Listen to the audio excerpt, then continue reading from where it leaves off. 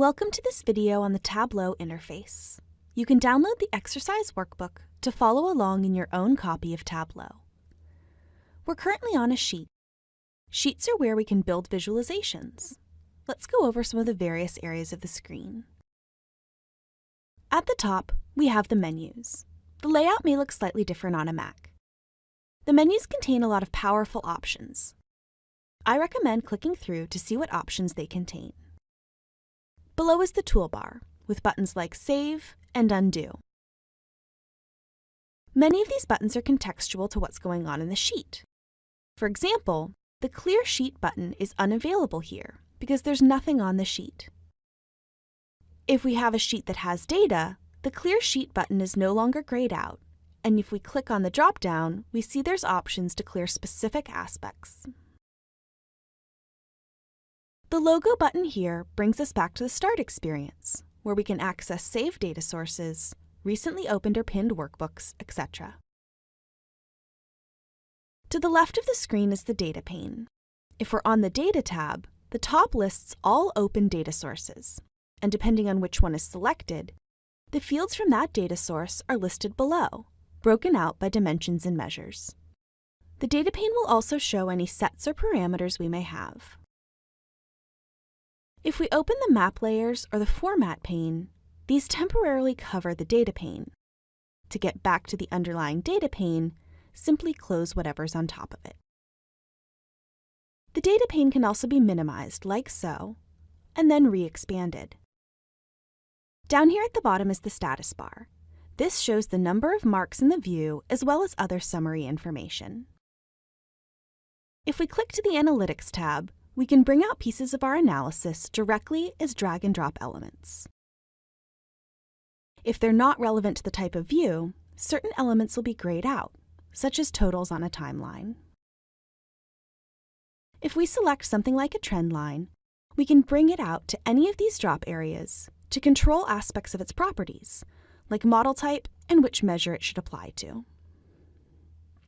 New Sheet tabs are found down here at the bottom. We can create sheets, dashboards, and stories with these tabs. We can do things like rename the sheets, duplicate sheets, copy formatting, and many other things. If the workbook has a lot of sheets, we can navigate easily with the controls in the bottom right corner. Finally, and perhaps most importantly, we have the shelves. A view can be built by dragging and dropping fields from the Data pane directly onto the canvas or onto the shelves. Shelves are also sometimes referred to as cards. There's the columns shelf and the rows shelf up here, the pages shelf, the filter shelf, and the marks card. It's also possible to type directly into the columns or rows shelf if you know the field you want to use. The marks card is made up of several other shelves, each of which can have fields placed on them, and can be clicked on to edit their characteristics. Changing the mark type can change the shelves on the marks card, such as selecting Shape brings up the Shape shelf. Depending on the composition of the view, there can be multiple marks cards, one for each measure. Legends, such as for color, size, and shape, will automatically be created when a field is placed on the color, size, or shape shelf. However, legends can be removed by clicking on the menu and selecting Hide Card. To bring a legend back, right-click anywhere off the canvas itself, select Legend, and choose the one you want. If we're on a dashboard or story instead of a simple sheet, the layout changes a bit. Instead of the Data pane on the left, we have the Dashboard pane. The main area has a list of all the sheets available. There are also dashboard objects, such as images and text boxes.